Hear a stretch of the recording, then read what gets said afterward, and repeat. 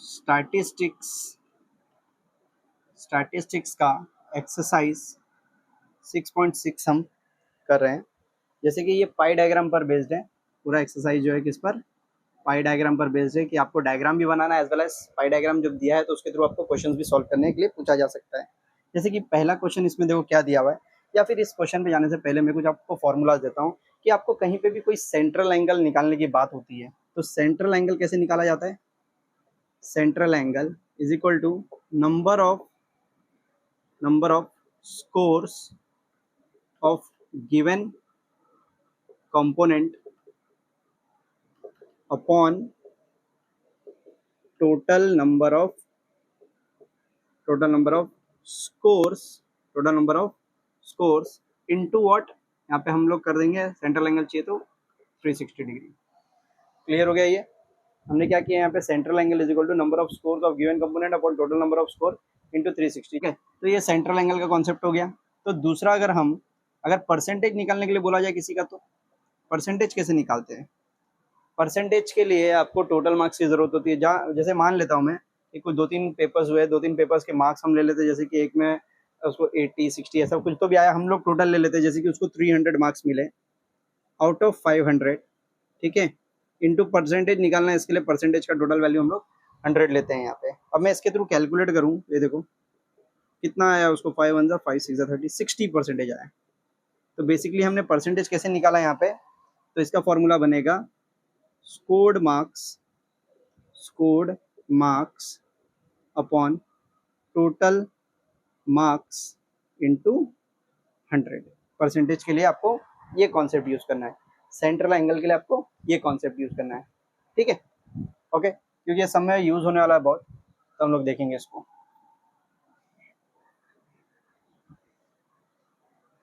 जैसे कि अभी पहला तो यहाँ पे क्वेश्चन जो दिया हुआ है, इसमें डायग्राम बनाने के लिए बोला गया है। तो देखो फर्स्ट क्वेश्चन में क्या बोला गया है, यहाँ पे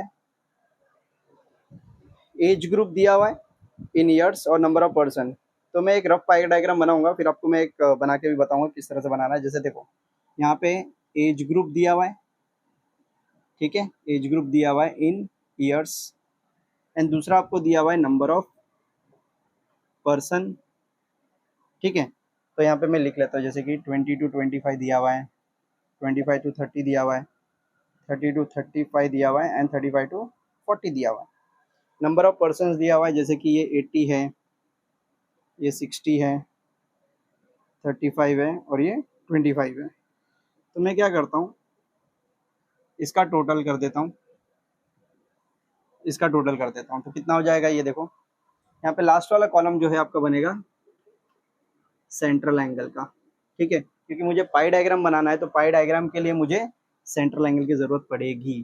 ठीक है, तो मैं क्या करता हूँ, इसको देखो, सेंट्रल एंगल निकालने के लिए पहले तो आपको इसका टोटल वैल्यू चाहिए। तो 5 5 10 हो गया, ये 0 1 8 1 9 9 6 15 15 3 18 2 20 हो गया। तो ये टोटल 200 आपको वैल्यू मिल रहा है।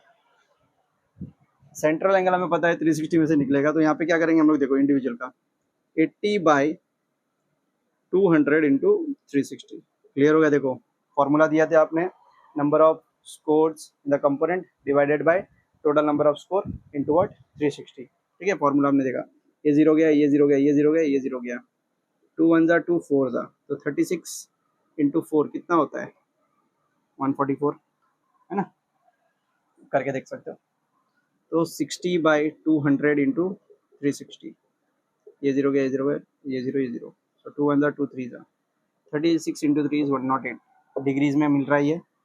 और ये 35/200 इंटू 360, ये 0 गया, ये 0 गया। अब देखो कट नहीं होता, तो मैं क्या करूँगा, इसको 5 4 जा 5 7 जा 4 1 जा 4 9 जा 9 7 जा 63 डिग्री आ गया। देन लास्ट वाला 25/200 इंटू 360, ये 0 गया, ये 0 गया, 5 के टेबल में 5 4 जा 5 5 जा 4 1 जा 4 9 जा, तो कितना मिला हम लोगों को 5 इंटू 9 45 डिग्री। अगर हम टोटल ऐड करके देखें तो ये आपको 360 डिग्री मिलना चाहिए। अगर नहीं मिला तो मतलब आपने कुछ गलत किया है। ठीक है, तो इस तरह से हम लोग को इंडिविजुअल डिग्रीज मिल गई। पाई डायग्राम कैसे बनाओगे, सिंपल है। ठीक है, मैं इसको रब करके बता दूंगा। ठीक है, ये देखो ये साइड बताता हूँ मैं आपको कैसे बनाना है।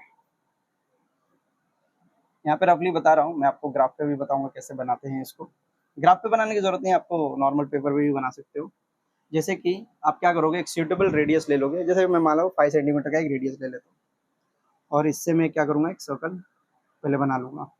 सर्कल पहले बना लेना है आपको, और ये 5 सेंटीमीटर का आपका रेडियस है, ठीक है। यहाँ से पहला कितना दिया है 144, तो आप यहाँ पे डी रखोगे, फिर डी के इस लाइन से हम लोग देखेंगे 144 कहाँ पे आ रहा है, तो ऑब्ट्यूज है, तो कम से कम यहाँ पर तो आएगा वो, ठीक है। फिर यहाँ से हम लोग इसको ऐसा बनाएंगे, ठीक है। फिर यहाँ पे हम लोग को ये जो मिला 144 मिल गया, ओके। फिर 108 बनाना है, फिर अब डी का पोजीशन आप इस रेडियस पे, अभी आप यहाँ नया रेडियस बन गया तो इस पे रखोगे, 108 बनाओगे तो 108 भी ऑब्ट्यूज है, तो वो भी कुछ इस तरफ आएगा, ठीक है। तो ये आपको मिला 108 डिग्री। फिर ये आपका नया रेडियस मिल गया, अब इस पे डी रखोगे और यहाँ से बनाओगे, तो यहाँ से 63 आपको लेना है, कुछ यहाँ तक आएगा, ठीक है। तो ये आपको मिला 63। तो ये वाला कुछ करने की जरूरत नहीं है, ऑटोमेटिकली आपको 45 मिल जाएगा चौथा वाला। तो इस तरह से आप बनाओगे।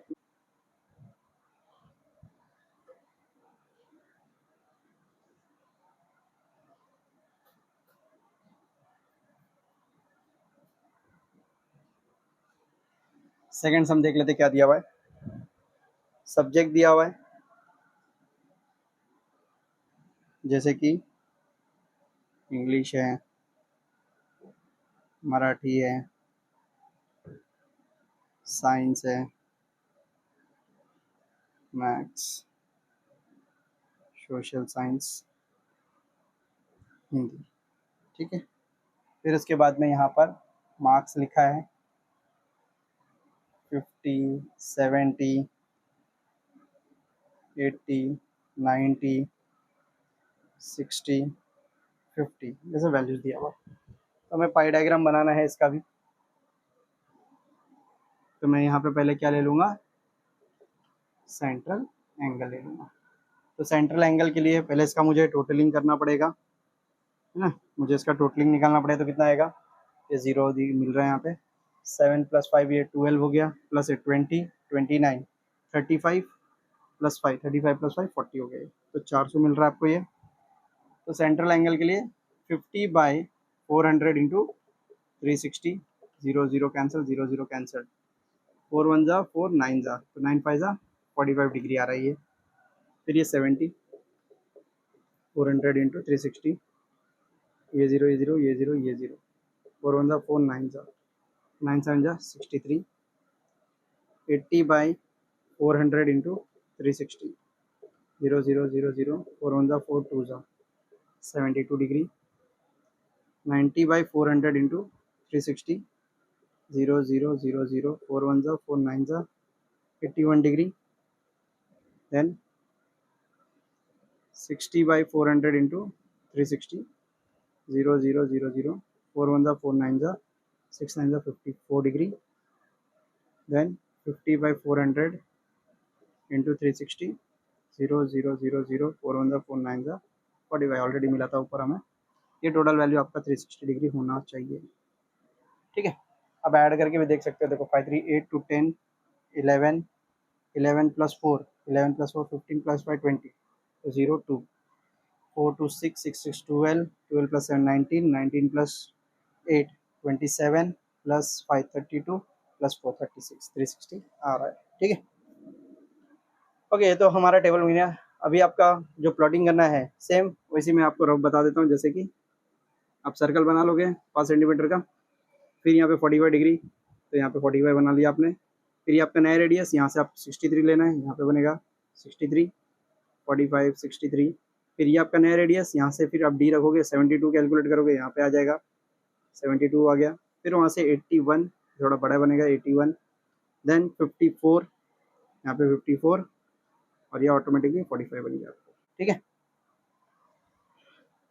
क्लियर है ये, ठीक है।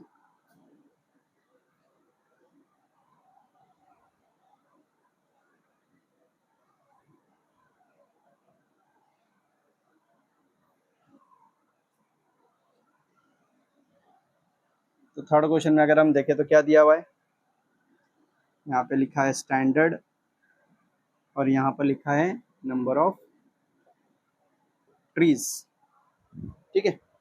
और क्या बोला गया है, given in the table. Okay, same question है, जैसे कि यहाँ पे 5th स्टैंडर्ड है, 6th है, 7th है, 8th है, 9th है और 10th है। ठीक है, नंबर ऑफ स्टूडेंट्स दिए गए हैं, इन्होंने 5th के 40 ट्रीज लगाए, फिर 50, देन 75, 50, 70, 75, बराबर है, ऐसे दिए गए हैं। फिर यहाँ पे हम लोग इसका निकाल लेंगे सेंट्रल एंगल, बराबर है, 40, 50, 75, 50, 70, 75। ठीक है, तो क्योंकि इसका टोटलिंग करना पड़ता है हमें, तो ये प्रॉपर होना चाहिए आपका।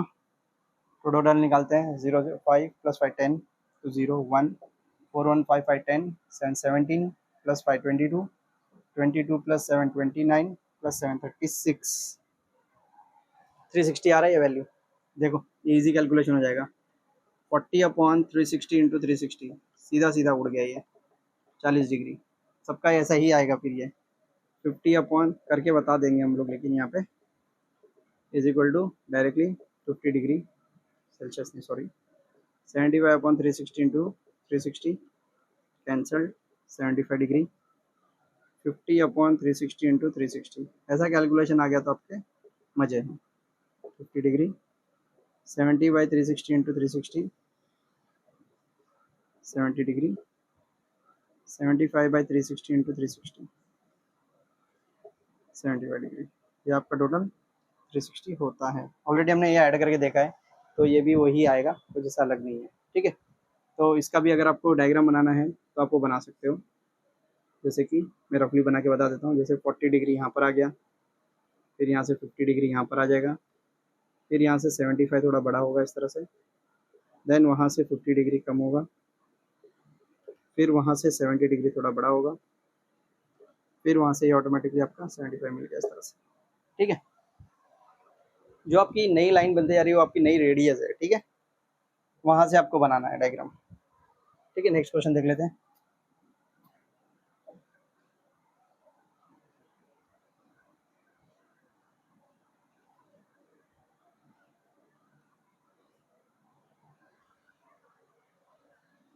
फोर्थ में देखो क्या दिया हुआ है, the following table shows the percentage of demands for different fruits registered with a fruit vendor, show the information bye a pi diagram. Same way वही है, फ्रूट्स दिया हुआ है और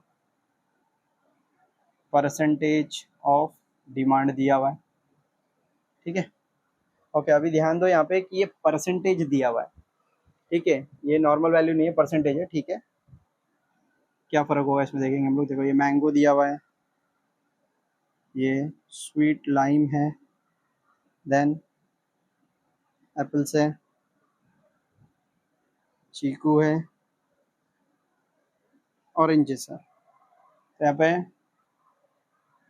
परसेंटेज ऑफ डिमांड में अगर हम देख रहे हैं तो क्या क्या दिया हुआ है, 30, 15, 25, 20 एंड 10 दिया हुआ है।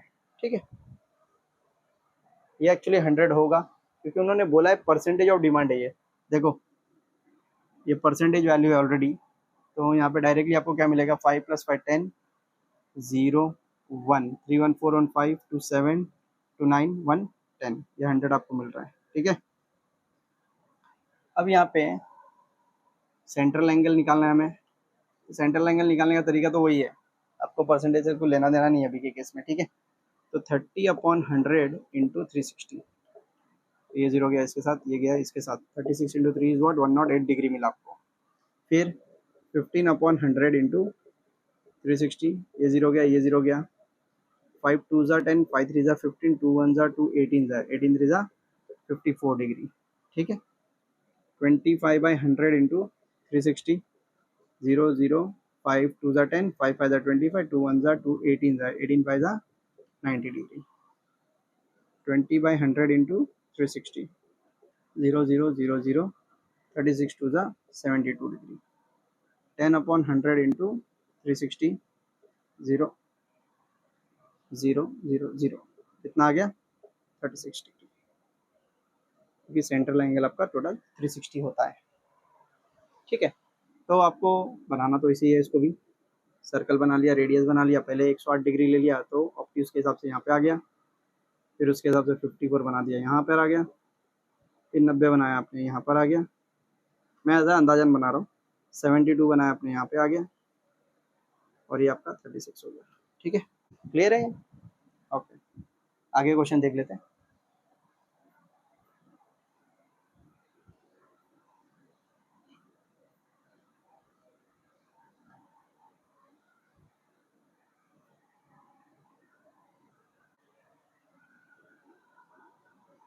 अभी देखो ये फिफ्थ क्वेश्चन में क्या दिया हुआ है, ध्यान से, ये क्योंकि इंपॉर्टेंट है बहुत ही। If the total worker is 10,000, तो यहाँ पे बोल दिया गया है कि टोटल वर्कर्स जो है वो 10,000 है, टोटल वैल्यू दे दी गई है।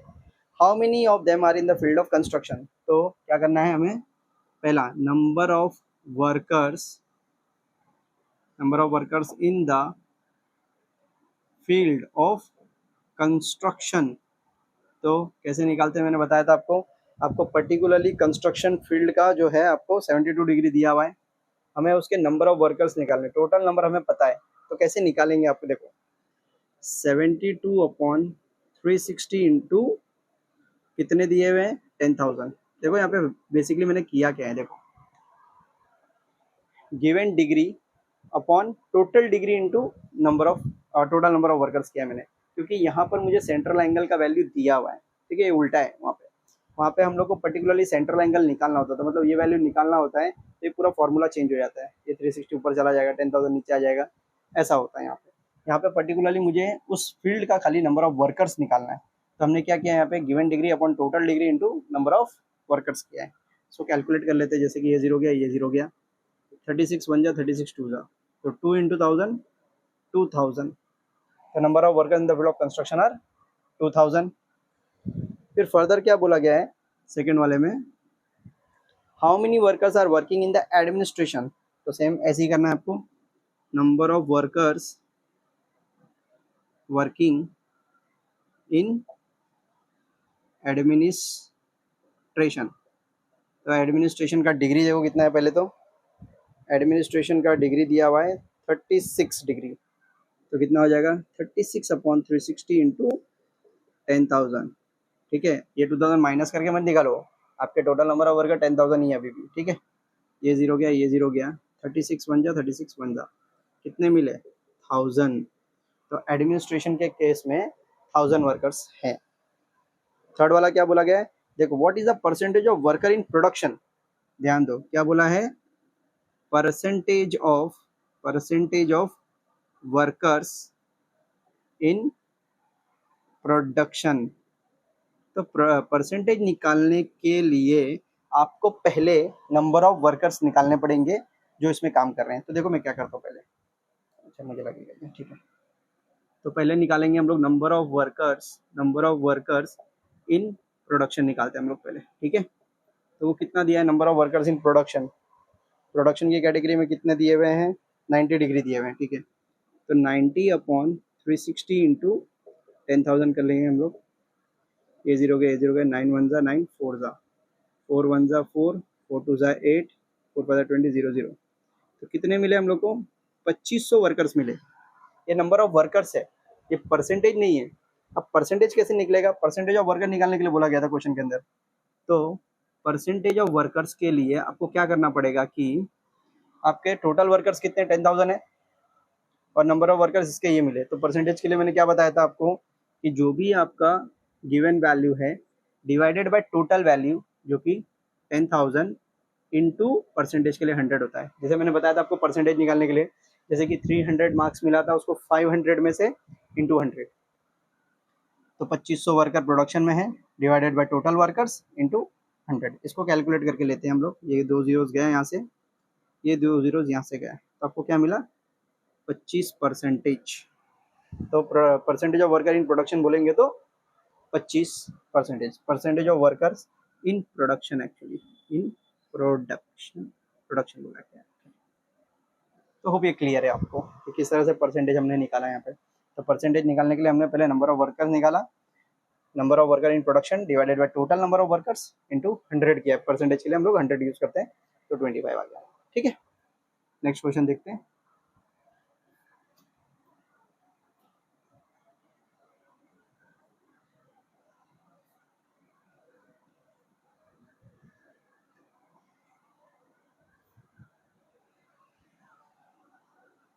तो सिक्स वाले में क्या दिया हुआ है, the annual investment of a family are shown in the adjacent pie diagram. ये एनुअल इन्वेस्टमेंट है एक फैमिली का, ठीक है। Answer the following question based on it. If the investment share is 2000, देखो इन्वेस्टमेंट इन शेयर्स इज ₹2000, मतलब share में 2000 का इन्वेस्टमेंट उसने किया है।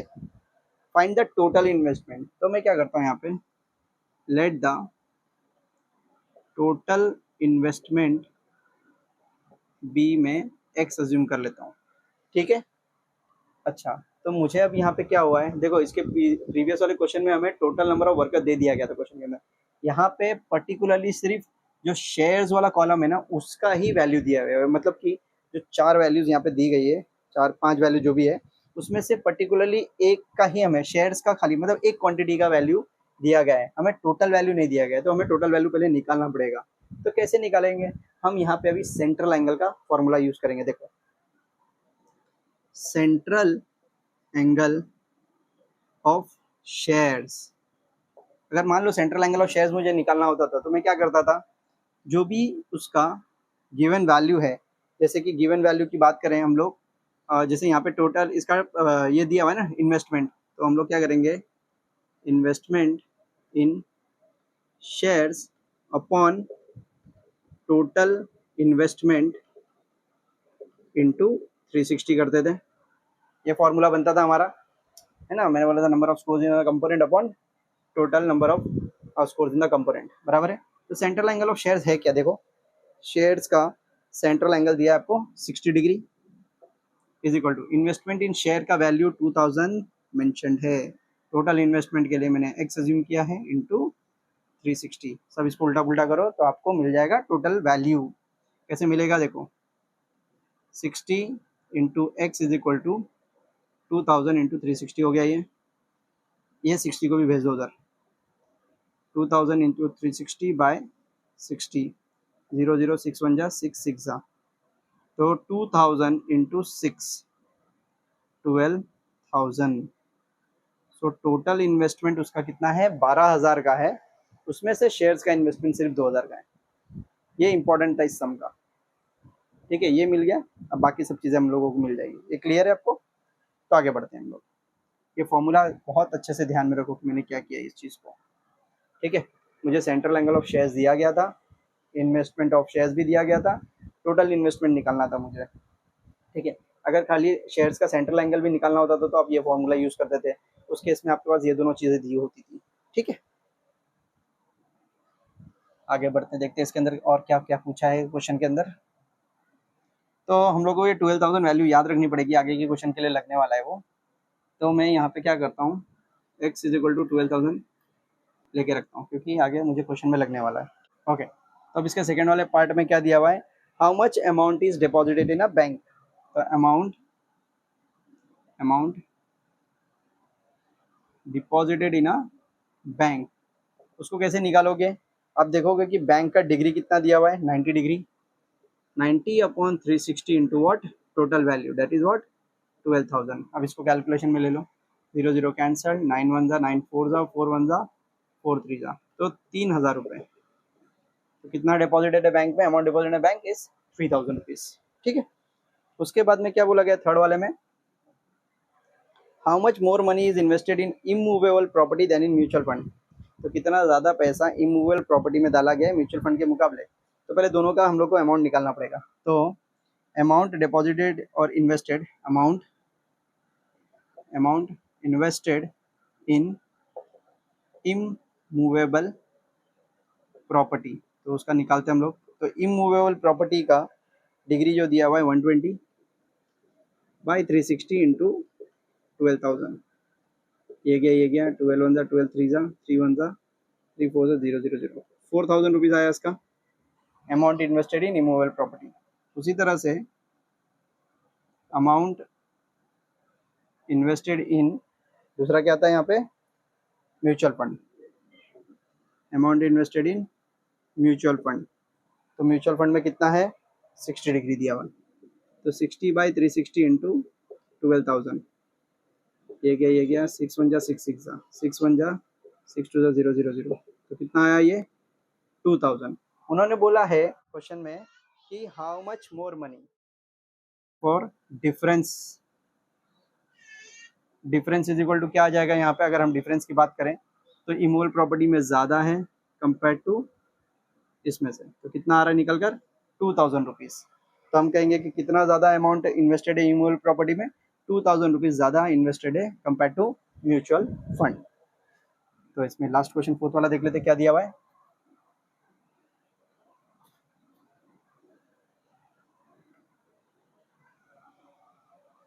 फोर्थ वाले में क्या बोला गया है, how much amount is invested in post.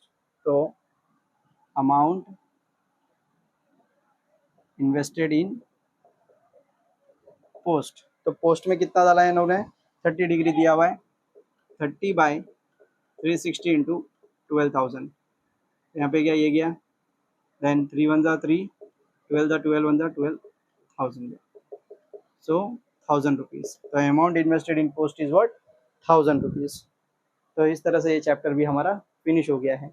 तो आप अच्छे से गो थ्रू कीजिएगा, हम इसका पीएस भी करके बताएंगे आपको, ठीक है। आप खुद से भी ट्राई करिए सॉल्व करने का, ठीक है।